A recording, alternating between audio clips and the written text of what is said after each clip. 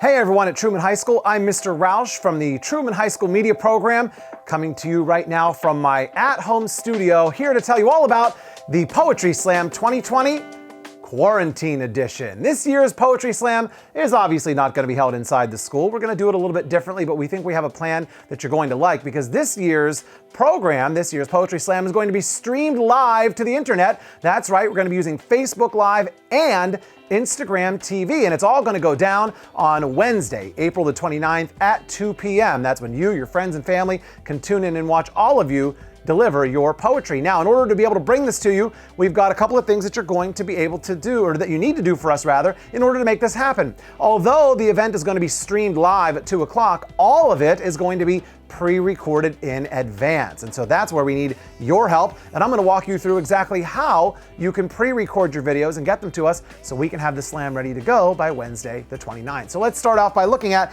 how you're going to record your video. We want you to use your cell phone. That's right, you all have one for the most part. Most of them have great cameras on them, and that's how we want you to record your poetry. But a few guidelines. First of all, if my students heard me saying this, they would think I'm crazy. We want you to shoot vertical video. That's how most of you do it anyway. You know, holding your phone up and down, not sideways. Okay, I always preach to my students to shoot sideways because that's how our TVs are mounted. But in this particular case, we want you to shoot in a vertical orientation because that will work better when we stream it to Instagram Live. So that's your first tip. Second tip is find yourself some good lighting. Right now, I'm in my home studio. I have a front light, a key light, a fill light, and a backlight behind me.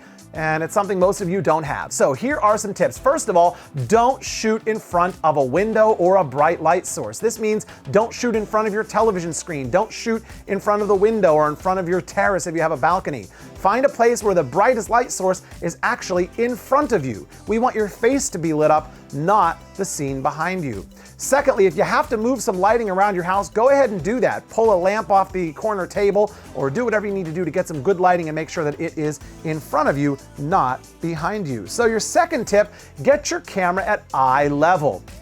A lot of times we like to set our cameras or use our laptops on a desktop and we get that really low angle looking up into the camera. Or some of you like to hold your camera way up over your head and get that down angle because you think it makes your curves and your lines look a little bit better. Here, we want you to try and get the camera as close to eye level as you possibly can. Also, try to find a quiet space. We know you have little brothers and sisters running around, maybe a parent screaming at you, whatever the case may be. Try to find a quiet room, a quiet space in your home or your apartment where you can record your poetry without a lot of distraction. We don't recommend you go into a stairwell or a hallway that echoes because that makes it a lot more difficult to hear you. A room with carpeting, a room with curtains, any kind of cloth that's going to absorb the echo and make you sound that much better. So also don't shoot in front of an appliance or an air conditioner or a fan or a refrigerator because your camera, your cell phone will pick up all of that as background noise. So good tip. Also, stabilize your camera. If you absolutely have to do it selfie style, that's okay. But if you can, try to find a spot that's at eye level where you can actually prop your telephone up to make it a steady, stable shot. You can also ask a brother or sister, a parent, or sibling or other person who lives with you to hold the camera for you in that vertical orientation. But best case scenario, prop it up on an object at eye level and make sure your shot is nice and steady if you can. Then finally, once you get your poem shot with you recording it, we're going to upload it to Google Drive, and we will send out a link to the Google Drive folder where you need to drop that video in.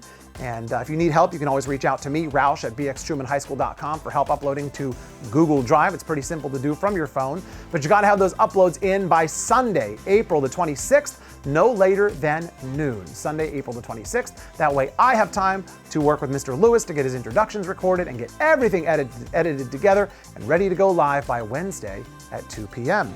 Roses are red and violets are blue. Follow these tips and you'll look good too.